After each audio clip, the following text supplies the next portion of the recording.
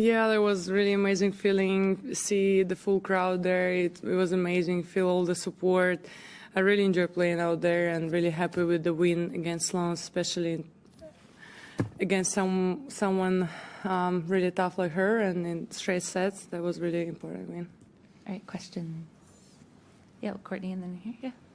Congrats, Aryna. Just when she started to kind of build that comeback, get back on serve in that first set, what was the key for you in that long game to kind of get that break to 5-3? And it seemed like from there you firmly had control of it again. Yeah, I think I kind of like stepped back after like few games didn't went well. I stepped back and I gave her a chance to come back in the match, and I'm glad that in that game on 4-3 I stepped in back and I was like going forward to the net, and I think that was the key to get back to this match. Yeah, go ahead. Touching on that same moment in that first set, you were able to steady so well after Sloane came back.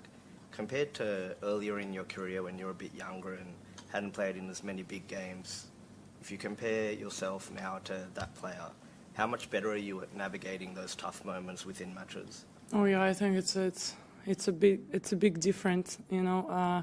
Compare myself to like even 3 years ago. I mean, I think in that moment I would get frustrated and probably would lose the first set, and I'm not sure if I would be able to win the match. That's what I remember, and I'm really glad that I improved my mental toughness, let's say, and I'm able to stay focused no matter what the score, what the situation is, and I'm focusing on the game, on the point, like I'm focusing point by point. All right, we'll go here and then here. Aryna, you just spoke about how much you enjoy playing in Australia.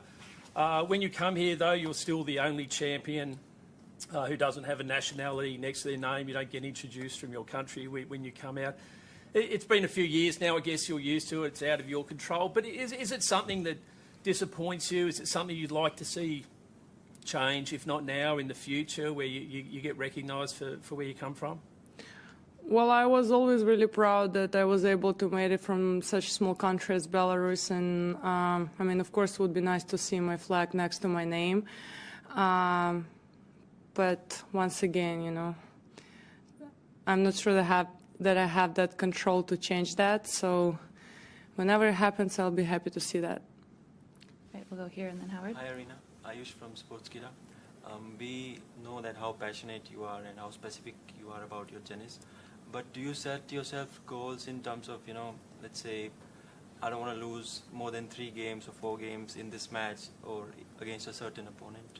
Like oh my God, if I would set these kind of goals, I wouldn't be able to play a match, you know, I would get crazy on myself. So there is no goals like specific games or something. It's just, you know, go out there, compete and do your best.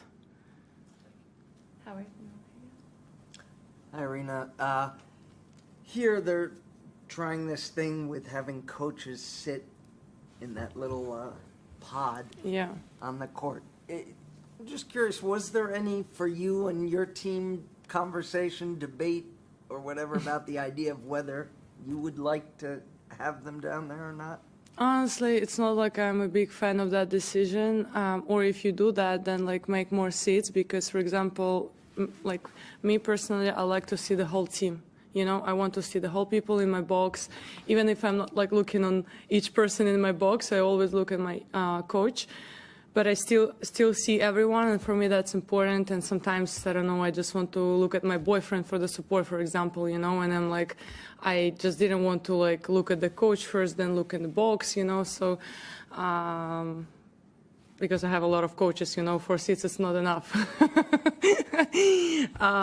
So yeah, if they would make it like to 8 seats, would be, I don't know how, but would be much better for me. So we decided to put everyone in the box. So maybe they were kind of like tied there and not comfortable, but I was comfortable to see all of them. All right, yeah, right here. Your match today, it was your 15th straight win on Laver Arena. What is it about this arena that you're so comfortable here, obviously winning 2 titles here as well? I don't know. I think I just love people. I love crowd. I love all the support I feel during basically every match I play there. I think it's all about the atmosphere, you know, and the way they cheering for me. It's just incredible feeling, and I just want to keep winning as long as I can, just to feel that atmosphere. Yeah, Courtney. Aryna, Iga was asked about the challenge of three-peating, you know, winning, which she's done obviously at Roland Garros, and she said that the second time was a lot more stressful than the third time. Because she hadn't defended at that point, you know, and it was all new. I'm curious if that resonates at all with you, or do you see it? Does it feel the same as last year? Or you're forcing yourself to see it the same as last year, like.